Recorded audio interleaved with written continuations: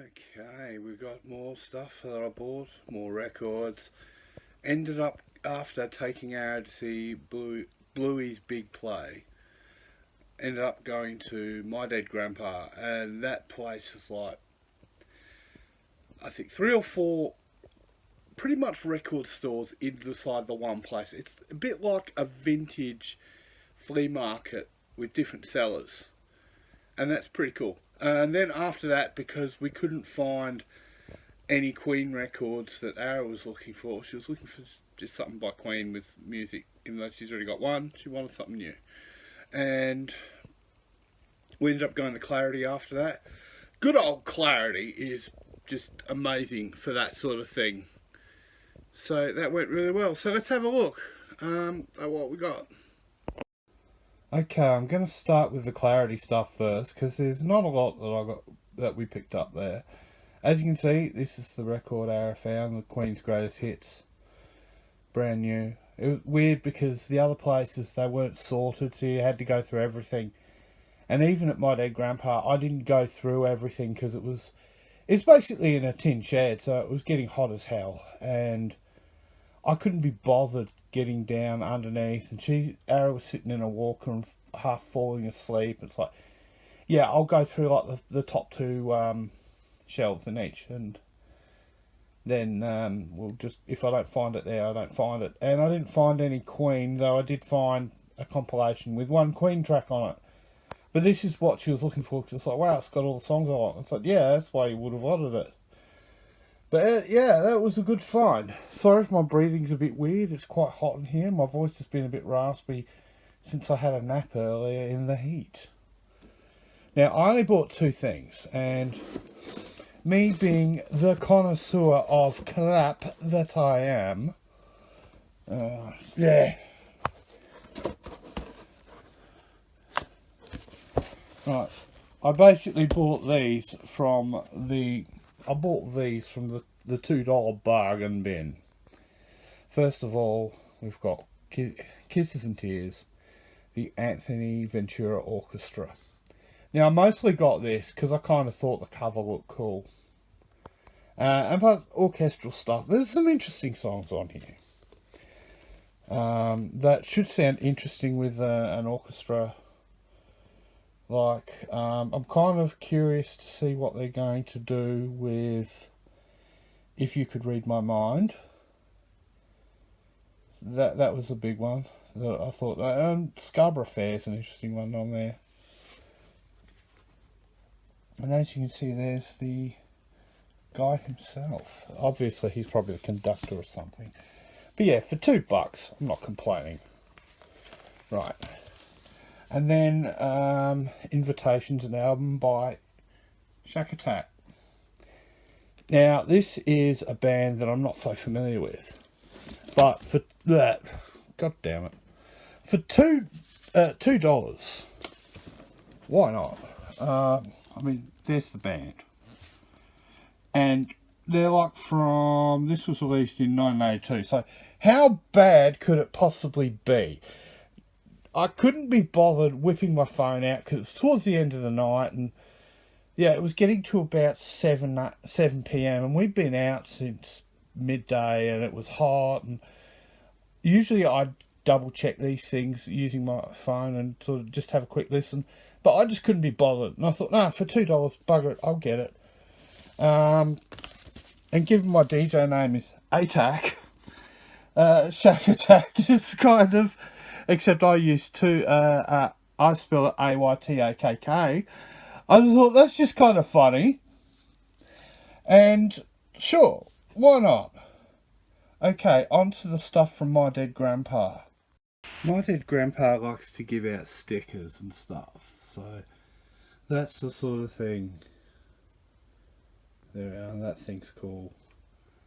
I've picked up a few of them now. I really should do something. The white one, I've never got one. But I've got a few of those ones now. But it's a nice touch. But yeah, the first place, I think it was 3 I went to, even though the labelling was different the first place, because the 7 inches they had different. So yeah, the 7 inches, I'll do them first. we've got The Riddle by Nick Kershaw. Now I can't remember if I've got the single for this or not, so I'll find out when I go to look it up later. If I've got a spare, it's no big deal. I mean, it's only $4. And it's in pretty good condition. It might be, if I do have two, then it may be in better condition than what I've already got. Oh, everybody have fun tonight? Everybody wang chung tonight. Now, I recently-ish picked up the 12-inch for this, I think, but I don't have the 7. I think I've got Dance Hall Days as well. So this is a nice find. And at $3. I mean, the vinyl isn't in the best condition. It's a bit cloudy. I might quickly open it up. I remember looking at it thinking, ooh, that's cloudy. Something I do like though is they've got all of these and they've got them in with sleeves. So it's like one less thing I have to get. Speaking of which, I actually got some sleeves. I don't know if you can see it there, how it's a little bit cloudy. That happens with some records as they age. So I was like, well, I can't really do much about that. I'll pack you away properly later. And then the last one, which I just put away with that because I am silly, is the Bell Stars, the Clapping Song. Now I recognise the name, the Clapping Song, and I'm like, where the hell do I know that from? And I get home and Lisa's like, oh, that's from this. I'm like, oh, okay. So, yeah, the movie, Convoy, it's in there. And it's like, oh, okay, fair enough. Something called Blame on the back. So, I don't know. I haven't even listened to it yet. I should probably look up the song and listen to it, know what I've got. Either way, I didn't have it anyway. So, I was like, yeah. Right, okay. Now, this is the same seller, even though the labels on them are different. Because what they do at My Dead Grandpa is, it is like a flea market, but they have all the sellers with different labels so on their prices. So they know who to give the money to. I think they either rent us floor space or pay a cut of their sales and do it that way. Anyway, here we go. Synthesizer Sound Machine. Now, I actually had to check this one because I remember I've got one of these. I've got volume 2. And I wanted to get volume 1, which this one is. And they happen to have it there. And for $15, that's not a bad price. But some of the stuff they've got on here, though, looks like it's going to be a lot of fun. Like popcorn. I collect different versions of popcorn, so of course I want that. The Good, the Bad, and the Ugly, that'll be interesting. There's popcorn there. House of the Rising Sun, that'll be interesting. There's If You Could Read My Mind again, except it'll be on synth. Ghost Riders in the Sky, that should be fun. And good old Telstar. So, yeah, I'm very happy with that find. Now, next we've got some more k-tel madness. And we're going to start with Wired Volume 1. Same seller again. I'm just trying to make sure we can get it all there. There we go. Sorry, the rest of the room's a bit of a mess. I'm doing this in the spare room because it's actually quiet. And k-tel. And yeah, it's a k-tel compilation. It's one I don't tend to see around. So for k-tel stuff, I normally don't pay as high as this. But as it's one that I don't tend to see, I will make an exception. And musically, it's more stuff that my partner's into than stuff that I'm really into. But it's pretty much just like early 80s. There's some good stuff on there, though. So as far as like when I finally do another k-tel set at the record club goes, this will definitely be useful. Because last time I had to play a lot of, well, country and rubbish. Because I just didn't have more. Now this other one is another k-tel record. Squeezed out. Now I'm not sure where the k-tel thing is on it. I think it's on the back on this one. There it is, down the bottom. Or it might be covered by the price tag. And it's up there too. But yeah, Squeezed Out.